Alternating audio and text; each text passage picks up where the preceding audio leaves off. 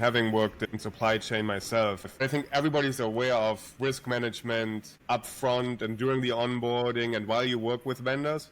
But I don't think I've ever realized and thought about the risk that you might still have after you've done working with a vendor. You've moved on, you're not communicating with them anymore, but they're still there. That's something a lot of companies overlook, right? Don't have a good offboarding process or that full vendor lifecycle management. I feel like that last portion gets overlooked a lot. It's out of sight, out of mind. They're not working with somebody anymore, and then still having that exposure and that risk in mind is something where I would guess that a lot of companies fall short. They do. Yes, they do. A lot of companies will have a whole framework implemented. And even though they will maybe draft a policy about offboarding, will they execute on it? And also, too, how far are they going with the offboarding? Is it just a click of a button to where you just delete? Or is it that you're actually checking on your offboarded vendors maybe frequently? And it could be where you're down the road and you might not even have had any data sharing, but the public associates that vendor with you, your company. And so if they have an issue,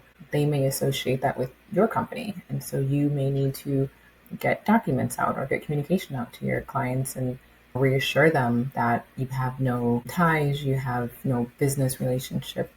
Our customers are protected. Things just to reassure them so you can kill all assumptions with your customers. But some people don't have the full exit strategy and you don't really know what that looks like. Yeah, I'm aware just down the road from where we are here in Huntsville, we have a big aluminum can manufacturer and they had a strike and aluminum prices were going up just after COVID or during COVID. And all of a sudden Budweiser wasn't getting aluminum cans anymore. So Budweiser had to go to bottle cans and the aluminum bottles. So because the aluminum cans, they all come, or 50%, I think I looked it up, come from that organization. And the biggest plant is here in Alabama. And when they had a strike and they had a shortage on aluminum, Budweiser wasn't getting aluminum anymore. And I know somebody I talked to there that the Budweiser CFO actually came down and visited in person. On the flip side, Budweiser realized how reliant they were on this one company for their aluminum cans. And while they had, I think, penalty clauses in the contract that could cost a lot of money in the end if Budweiser doesn't have cans, getting the money, there's reputational hits and damage for Budweiser as well if they aren't able to get the product out, and getting the money from the vendor probably doesn't offset. That's a good point you make too, though, because Budweiser maybe didn't realize how critical of a vendor the aluminum company was. And when you have a critical vendor like that to where you're heavily dependent on them for business production and output, you need to have a business continuity plan in place. And that needs to be a full circle, right? Continuity plan. And they probably didn't think of a company such as Aluminum Can Company as to if they stop producing or if they halt production, then what? Where's our backup company?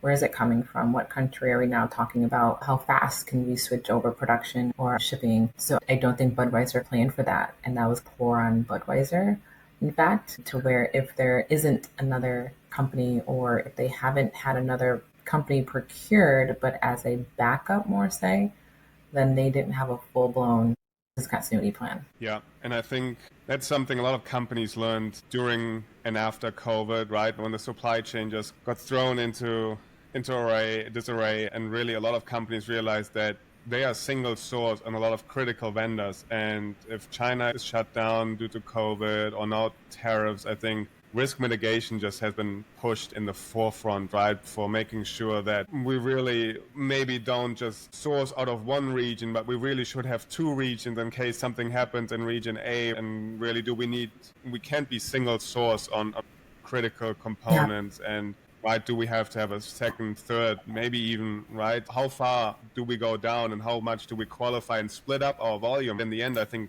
a lot of companies did it that way because the more volume you give to a vendor, the lower your cost is. But on the flip side, if then that vendor has issues that might even be out of their control, that can certainly come back to bite you. So I think there's a lot of risk mitigation, I feel like, in general, just has become such a bigger part because of the uncertainty that we have. I think that's a lot of companies. I've worked in companies that didn't know and where risk mitigation really wasn't an issue or even thought about. It was just, where do we get the lowest cost, right? I think there's a lot of industries that are very immature when it comes to risk management and really don't know what they don't know. I Right. feel in a lot of organizations where I've been, it's seen as like a tedious task, as something you have to do. But do you see any opportunity where risk management can become a competitive advantage as well, where companies that are doing it and that are good at it have an advantage over other organizations, not only in times when things go bad, but maybe even in times when business is normal? I do. I think that it's a great selling tool to customers too, that we know we're protecting your data versus just saying it. And you can actually prove by examples, show partners that you're working with, whether that's individual consultants or if you're hiring full AI companies, you can explain how this is helping. I do think that being protected supersedes your reaction to a situation, but you have to be vocal about it and you have to make sure you are being reactive and how to put that into a marketing tactic for your potential customers. Yeah, I do think that makes a lot of sense, right?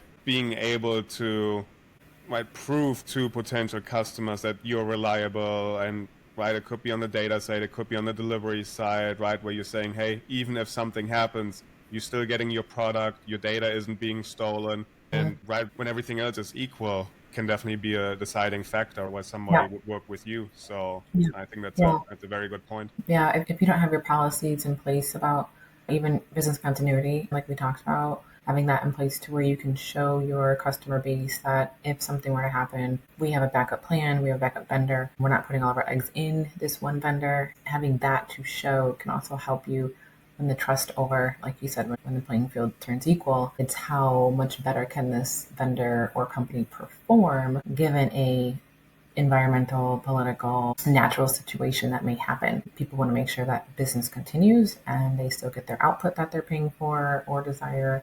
Yeah, I think having your policies in place, companies that are not at that mature level to where they don't have the policies in place, sometimes that's going to hurt them in the end.